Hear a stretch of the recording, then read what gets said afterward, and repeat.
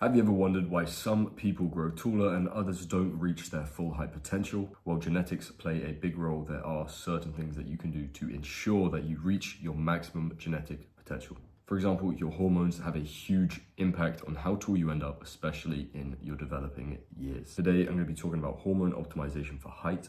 I'm going to break down the science of exactly how your hormones affect growth, and I'll be sharing practical strategies through diet, exercise, and lifestyle changes to help maximize your genetic potential, keeping you as tall as you can possibly be. Let's get started. All right, let's start with the basics. Your height is primarily determined by the amount of growth in your growth plates of your bones. These plates are areas of cartilage that allow your bones to lengthen during your growth years, which typically last until your late teens or your early 20s. Growth plates are directly influenced by the following: human growth hormone, insulin growth factor 1, your testosterone levels and your estrogen, and your cortisol. Human growth hormone is the key hormone for driving bone growth produced in the pituitary gland. Insulin growth factor 1 works with HGH, and it's going to promote better bone and muscle development. The test and estrogen levels are going to be what fuels the growth spurts during puberty, but they can also signal the closure of your growth plates if their levels are too high, which will end your height growth. You should know that chronic stress levels like cortisol can completely suppress the growth hormone, ultimately slowing down your growth. Before we get into the techniques, let's talk about when they'll actually be most effective. Hormone optimization for height will be most effective in your childhood and adolescence. This is the prime period for growth because all of your growth plates are completely open,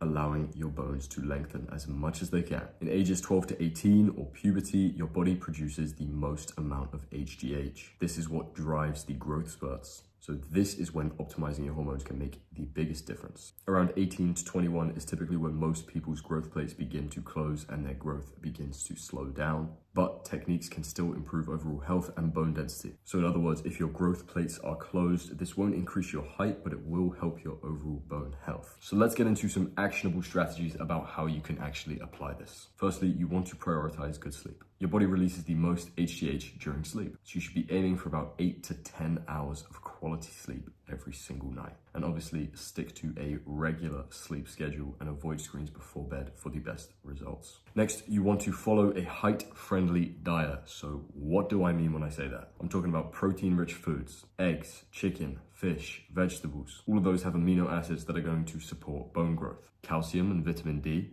These nutrients found in dairy and leafy greens and sunlight are going to strengthen your bones and promote HGH production. Zinc and magnesium, these are essential for hormone balance. Eat nuts, seeds, and whole grains.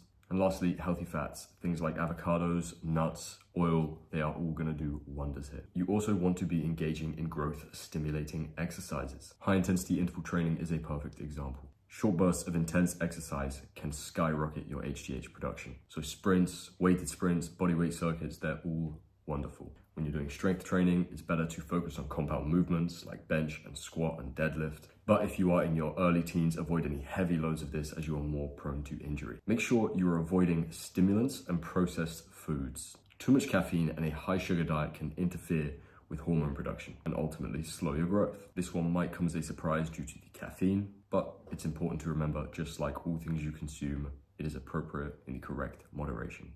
Doesn't mean you need to ban it, just means you need to not overload it. And also you need to manage your stress. Like I said earlier, you want to decrease that cortisol as it can completely interfere with the growing process. So what can you actually expect from doing all of this and in what timeframes?